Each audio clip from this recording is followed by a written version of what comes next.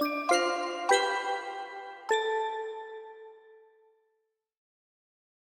Hello students, let us start this question now. क्या दिया है देखो, determine the force P applied at 30 degree to the horizontal. Force P 30 degree पे लगाना है हॉरिजेंटल से, horizontal. Just necessary to start a roller, just इसको start करना है, यहां से इसको रोटेट करना शुरू करवाना है। हैविंग रेडियस 50 सेंटीमीटर, इसका रेडियस दे दिया है 50 सेंटीमीटर, मतलब ये वर्टिकल डिस्टेंस जो है वो 50 सेंटीमीटर है, मतलब ये रेडियस सही है। Over an obstruction of 12 centimetre high, इसको यहां से स्टार्ट करना है, इसको यहां से उठाना है। तो ये 12 सेंटीमीटर का ऑब्स्ट्रक्शन बीच में है, तो इसको यहां से उसके ऊपर उठाने के लिए कितना फोर्स लगेगा। If the roller is having 100 KGs of mass, इसका वेट कितना है, मास कितना है, 100 केजीज डाउनवर्ड डायरेक्शन में एक्ट हो रहा है। Shown in figure, find out the magnitude and also find the magnitude and direction of P when it is minimum. ये दूसरा, ये सेकंड केस हो गया, यहां तक ये second part of the question. यहाँ पहला क्वेश्चन हमें क्या करना है, P और उसका एंगल ढूंढना है। तो अब देखो, इसको मुझे ऊपर उठाने के लिए, जब मैं ऊपर उठाना शुरू करूंगा तो यहां से रिएक्शन आना शुरू करेगा। तो ये अलॉन्ग रेडियस जो रहेगा, इसका रिएक्शन रहेगा इसमें, इस पॉइंट पे सर, सही है। ऊपर उठ जाने की वजह से, जैसे उठ मतलब ऊपर उठना ही चाहिए उसने, it is about to start rolling ना, सो उस वजह से यहाँ का पॉइंट ऑफ कॉन्टैक्ट टूट जाएगा, तो यहाँ पे कोई रिएक्शन नहीं आएगा। ये इसका सबसे ट्रिकी पार्ट है, यहाँ पे कोई रिएक्शन नहीं आता है। अगर आप यहाँ पे रिएक्शन ले लेते हो गलती से, तो यहाँ पे भी अननोन आ जाएगा, ये भी अननोन है, सब कुछ अननोन हो जाएगा, सॉल्व नहीं होगा। तीनों में से कोई, मतलब 4 फोर्सेस हो जाएंगे, 4 में से 3 फोर्सेस अननोन है, क्वेश्चन सॉल्व नहीं होगा।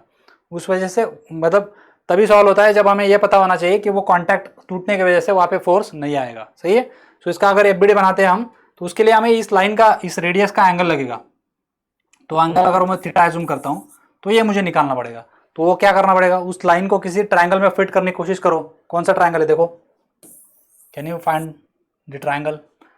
ये थीटा मुझे निकालना है इस लाइन का हॉरिजॉन्टल से। तो ये 12 सेंटीमीटर इधर दिया है, ये 50 सेंटीमीटर है रेडियस। कैसे करोगे इसको, देखो मेरे को क्या दिख रहा है, यहाँ से अगर मैं इस हॉरिजॉन्टल लाइन को भेजता हूँ तो एक राइट एंगल ट्रायंगल मिल रहा है मुझे, जिसमें से ये 12 सेंटीमीटर है और 50 है, तो ये टोटल कितना बच जाएगा, ये 50 में से 12 गया नीचे का, तो 38 बच जाएगा। सो ये हाइट मुझे 38 पता है, और ये रेडियस है, रेडियस कितनी है, 50 है, तो ये 50 पता है। तो ये थीटा है, तो ये भी थीटा है। तो थीटा क्या आएगा देखो, साइन थीटा आएगा, साइन थीटा ऑफ क्या आएगा, सामने वाला कितना है 38, बाजू वाला कितना है, सॉरी हाइपोटेनस कितना है 50, तो theta will be sine inverse of 38/50, कितना आता है 49.46 आता है। तो आपको एक बार ये थीटा मिल गया, फिर आप रिएक्शन का कंपोनेंट या रिएक्शन को ट्रांसफर कर सकते हो, सही है। चलो आगे बढ़ो, अभी अभी आगे क्या करेंगे, उसका एफबीडी अगर निकालता हूं यहाँ पे मैं, so let me draw the FBD here.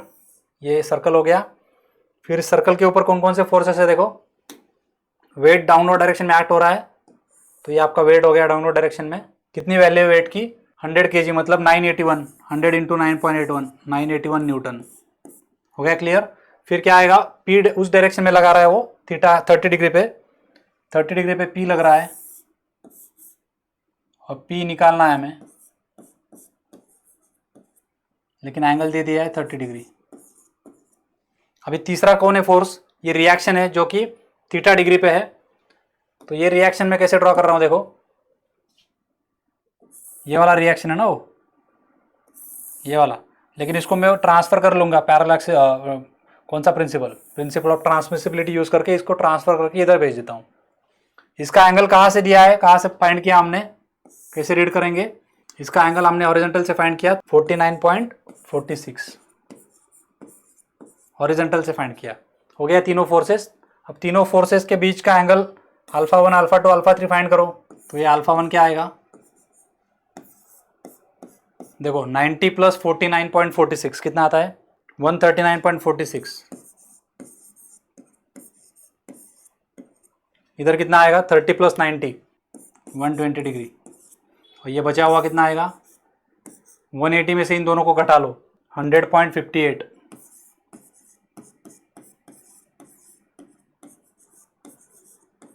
हो गए सारे एंगल। और ये फोर्स रिएक्शन हमें निकालना है, दैट इज एट आर। कुछ पॉइंट दिया है क्या उन्होंने? कुछ नहीं दिया है, तो उसको रिएक्शन बोल दो, ठीक है, सही है। अब चलो करो इसको सॉल्व फटाफट। साइन ये अपना लैमिस थ्योरम लिखो।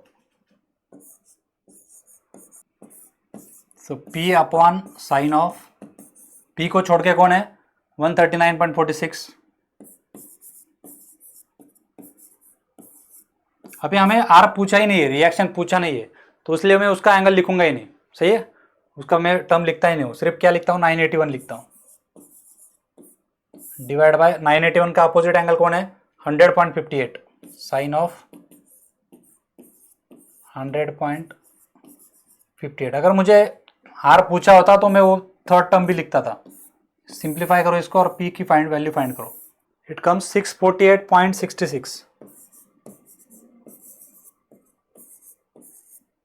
So this is the force required at 30 degree, right? यहाँ तक क्लियर है सबको? Now let us read the second part of the question। क्या पूछा है देखो, also find the magnitude and direction of P when it is minimum। अब ये P का अमाउंट भी और मैग्नीट्यूड भी पूछ रहा है। मैग्नीट्यूड और डायरेक्शन मतलब 30 डिग्री नहीं लेना है। वो बोल रहा है कि आप इसको एडजस्ट करो, कम ज्यादा ऊपर नीचे करो, इसका एंगल चेंज करो और कम से कम फोर्स कितना लगेगा वो फाइंड करो। मतलब ये थीटा, ये 30 डिग्री भी बदल सकता है। तो इसको अगर मैं नाम देता हूँ बीटा, समझो ये 30 डिग्री को नाम देता हूँ बीटा, तो हमने पहले केस में बीटा कितना लिया था? 30 डिग्री उसने दे दिया था, उसको एज इट इज फॉलो किया, तो इतना फोर्स लग रहा है। अब वो बोल रहा है कि ये बीटा को चेंज करो, आप आपकी मर्जी, आपको जो रखना है वो रखो, लेकिन ये फोर्स कम से कम होना चाहिए, ये उसका कंडीशन है। तो इसको मैं नेक्स्ट पेज पे लेता हूँ, वहां पे सॉल्व करके दिखाता हूँ। तो इसको मैंने इधर ले लिया है। तो यहाँ हमें क्या क्या पता है देखो, यहाँ पे हमें लैमिस थ्योरम में 3 चीजें ऑलरेडी हमने डायरेक्शंस फाइंड करके रखी है। सो उसमें 30 को रिप्लेस करेंगे हम बीटा से, जो लैमिस थ्योरम हमने यहाँ पे अप्लाई किया था ये वाला। तो इसको इस डायग्राम को मैं वापस ले लेता हूँ आगे, और यहाँ पे हम क्या करेंगे? 30 डिग्री जहां पे लिया हमने उसको क्या करेंगे? बीटा से रिप्लेस करेंगे। तो अब हमारे पास क्या है? ये 139, ये जो अल्फा है इस साइड का, ये हमें पता है क्योंकि 46 वैसे ही है अभी भी। तो ये अल्फा 1 जो है वो सही है, सही है। अल्फा 2 जो हमने 120 निकाला था, 120 कैसे निकाला था हमने, बताओ मुझे? हमने 90 + 30 किया था। अब हमारे पास 30 नहीं है, हमारे पास क्या है? उसमें बीटा है। तो यहाँ पे कौन है? अभी बीटा है। तो ये क्या हो जाएगा? 90 + बीटा बन जाएगा। 120 नहीं लिख नहीं सकते हम, इसको क्या लिखना पड़ेगा? 90 + बीटा, सही है। और ये क्या बनेगा फिर?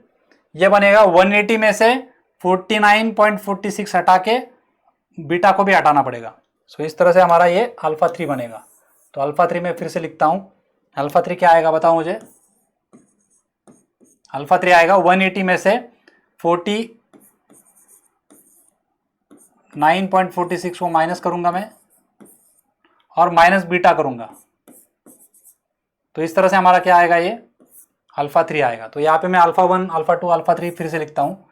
अल्फा 1 हमारा क्या था? 139.46, ये नहीं बदलेगा। अल्फा 2 हमारा बदल गया क्योंकि हमारा बीटा बदल गया है। सो 90 + बीटा बन गया अभी वो।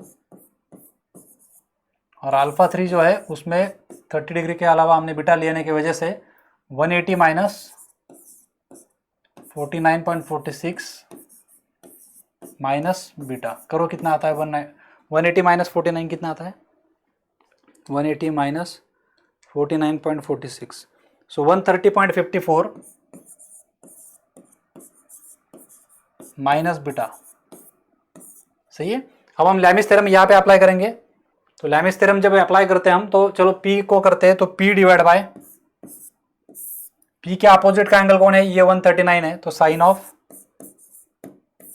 139.46 इज इक्वल टू, जो कुछ पता है 981 पता है, तो 981 डिवाइड बाय उसके अपोजिट कौन है? ये वाला एंगल है जो हमने यहाँ पे लिख के रखा है। So sine of 130.54 minus beta, सही है। तो इसको सिंप्लीफाई करेंगे तो P मिल जाएगा। P क्या आएगा? 981 इंटू साइन ऑफ 139.46, एक कांस्टेंट है, divide by sine of 130.54 minus beta. तो इसमें कौन वेरिएबल है? बीटा वेरिएबल है। बीटा चेंज होगा तो P चेंज होगा, सही है। तो हमें P क्या चाहिए? कम से कम चाहिए। तो P कम से कम कब रहेगा, जब ये नीचे वाली टर्म ज्यादा से ज्यादा रहेगी. So P would be, P will be minimum if ये नीचे वाली टर्म क्या है, sine of 130.54 minus beta would be maximum. ये जब मैक्सिमम रहेगी, ये मैक्सिमम रहेगी, तब आपका P क्या रहेगा, मिनिमम रहेगा. ये नीचे वाला जब जितना बड़ा होता है, पता है हमें, ये नीचे वाला जितना बड़ा होता है उतना ये वाला टर्म नीचे कम होता है.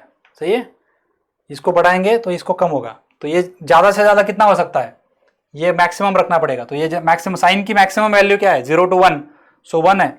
तो ये साइन ऑफ 1 कितना है, 130.58 54 minus beta can be equal to 1 at max. ज़्यादा से ज़्यादा कितना हो सकता है, 1 हो सकता है. तो यहाँ से बीटा मिल जाता है. करो इसको सिंप्लीफाई, शिफ्ट सॉल्व करो या साइन इनवर्स ले लो, जैसे करना चाहो. आता है 40.54. तो इस एंगल पे क्या रहेगा, आपका फोर्स कम से कम लगेगा. तो ये वैल्यू आप इधर डाल दो इस इक्वेशन में, आपको P मिनिमम मिल जाएगा. करो सिंप्लीफाई. इसको मैं रीअरेंज करता हूँ, ठीक है. जिनको नहीं समझा है फिर से देखो, यहाँ पे हमने इसको इक्वेट किया, फिर यहाँ से हमें पता चला कि ये टर्म अगर ज़्यादा रखेंगे तो P कम रहेगा. तो ये ज़्यादा से ज़्यादा कितना हो सकता है, साइन का वैल्यू मैक्सिमम 1 हो सकता है. तो हमने साइन के टर्म को 1 को इक्वेट किया. तो जब साइन को टर्म को 1 को इक्वेट करेंगे तो साइन इनवर्स लेंगे. साइन इनवर्स 1 कितना होता है, 90 होता है. तो ये टर्म कितना आ गया, 90 आ गया. तो ये बीटा उधर जाएगा, ये 90 इधर आएगा. तो 130.54 माइनस 90 कितना बन जाता है, 40.54. इस तरह से हमने बीटा ये निकाल लिया. अब इस एंगल को अगर हम यहाँ पे डालेंगे तो हमें मिनिमम फोर्स मिल जाएगा. So P mean can be obtained as,